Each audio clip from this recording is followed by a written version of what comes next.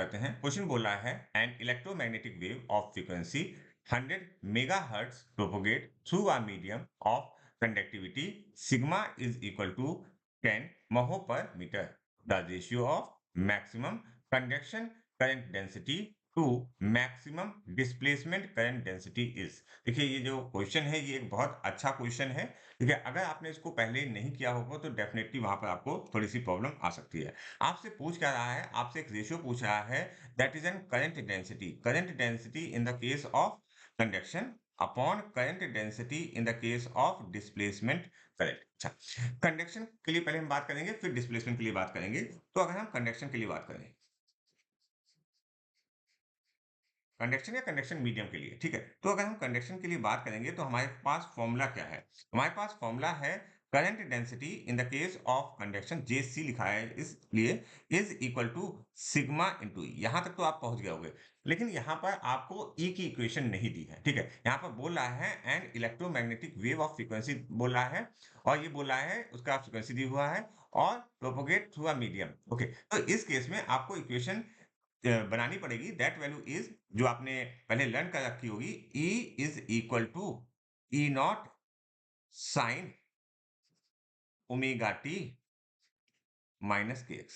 Means अगर हमारी light में मूव कर रही है तो उसमें इलेक्ट्रिक फील्ड और मैग्नेटिक फील्ड होगी, तो हमने इलेक्ट्रिक फील्ड वाला जो पार्ट है उसको मैंने ले लिया है, कंसीडरिंग कि ये जो मूव कर रहा है ये पॉजिटिव एक्स डायरेक्शन में मूव कर रहा है। अच्छा, अब यहां से हम बात करें जे सी की। जे सी मतलब कंडक्शन करंट डेंसिटी के बारे में। ठीक है, कंडक्शन करंट डेंसिटी मतलब जे सी इज इक्वल टू, हम रखेंगे sigma into E naught sine omega T minus के एक्स। ये वैल्यू आपको पास आ गई। अच्छा, अब देखो यहाँ पर पूछा गया है मैक्सिमम के बारे में। ठीक है, मैक्सिमम के बारे में तो हमने कहा जे सी, ठीक है, is equal to sigma E naught sine of omega T minus के एक्स।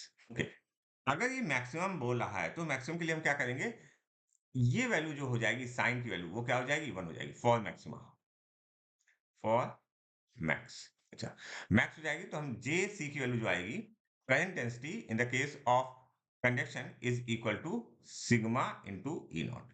इसको हमने इक्वेशन नंबर 1 बोल दिया। अच्छा, वो हमारी जो दूसरी इक्वेशन है फॉर द डिस्प्लेसमेंट, तो उसे हम क्या लिखेंगे? देखिए डिस्प्लेसमेंट की पहले इक्वेशन क्या है इसको समझने की कोशिश करते हैं।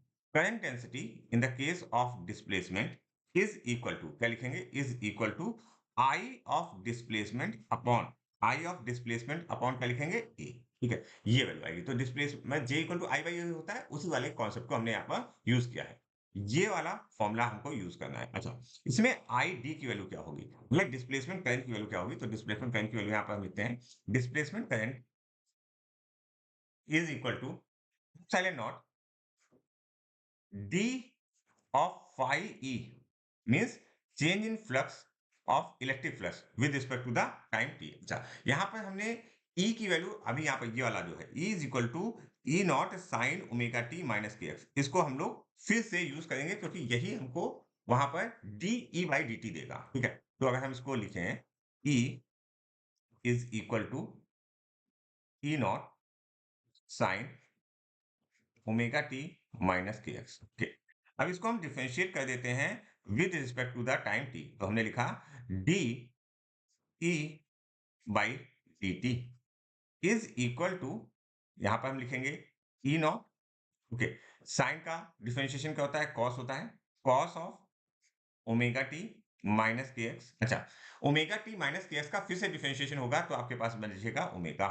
ओके, ये आपके पास डी बाई डी टी की वैल्यू आ गई। अच्छा, ये आई लिखा हुआ था, इसको थोड़ा सा और रीअरेंज करते हैं। अगर आप समझने की कोशिश करो तो फाई की वैल्यू क्या होती है, phi is equal to, flux के बारे में अगर हम बात करें तो फाई इज इक्वल टू क्या होता है, ई डॉट ए होता है, या ई ए इस केस में हम मान के चल रहे हैं। तो हमारा जो आई डी की वैल्यू होगी, I D is equal to epsilon naught. Okay, A को मैंने बाहर ले लिया और D E by D T. ठीक है, D E by D T.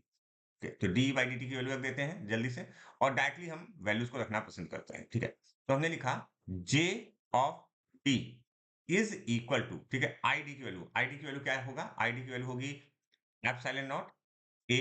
अच्छा, और D E by D T की value, D by D T की वैल्यू क्या होगी, omega E naught, omega E naught cos of omega T minus के X upon upon क्या लिखा था हमने यहाँ पर? अगर आप ध्यान दो तो अपॉन हमने लिखा हुआ था ए, ठीक है? J equal to I by A simply.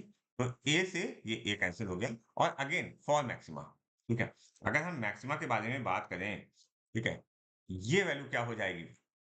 For max, ठीक है? This value comes to be a 1। तो हमारे पास जो जे डी की वैल्यू आ गई, that value comes to be epsilon naught, okay, epsilon naught omega E naught. ठीक है। अब हमसे पूछा क्या गया था? ये इसको इक्वेशन नंबर 2 बोल देते हैं, ठीक है?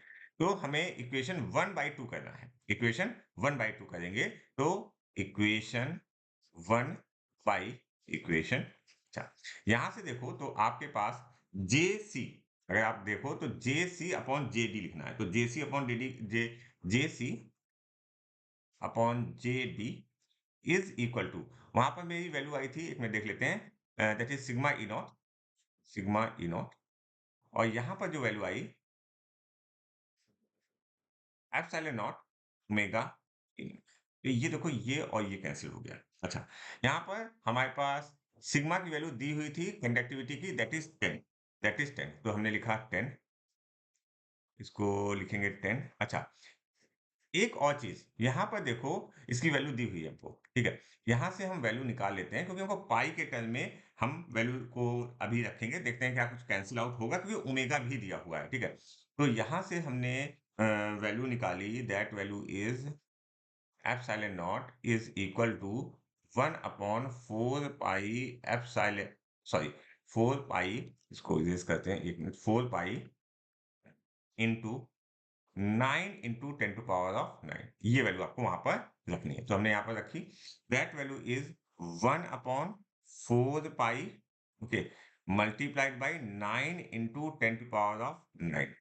ओमेगा की वैल्यू क्या है? ओमेगा की वैल्यू होगी 2 पाई इंटू फ्रीक्वेंसी, तो हमने लिखा multiplied by 2 pi into frequency कितनी दी हुई है? फ्रीक्वेंसी दी हुई है 10, हाँ, अच्छा इस फ्रीक्वेंसी को देखो, ये फ्रीक्वेंसी दी हुई है, ठीक है? अगर आप इसको सही से सॉल्व करोगे तो that value comes to be है 10 टू पावर ऑफ 8, ठीक है? 6 होगा यहाँ पर, 10 टू पावर 6 से मल्टीप्लाई होगा 7 8 आ जाएगा, ठीक है? तो हमने इसको लिखा multiplied by 10 to power of 8। ध्यान से देख लो, कैलकुलेशन बिल्कुल सही लिखा हुआ है, ठीक है? और साफ-साफ आपको दिख रहा होगा आई थिंक। तो यहाँ पर ये 2 पाई और ये कैंसल हुआ तो ये बचा 2। क्लियर हो गई बात? अच्छा, अब यहाँ पर देखो ये 9 है, ये 8 कैंसल हुआ तो ये वाला कैंसल हो गया। तो ये 9 दूनी जा 18 हुआ और 18 के बाद ये 18 हुआ, ये 10 हुआ। तो ऊपर जाएगा, that value comes to be 1800, okay? तो हमारा आंसर क्या आना चाहिए? 1800, ओके? डेंसिटी का रेशियो है तो यहाँ पर आंसर आएगा 1800। क्लियर हो गई बात?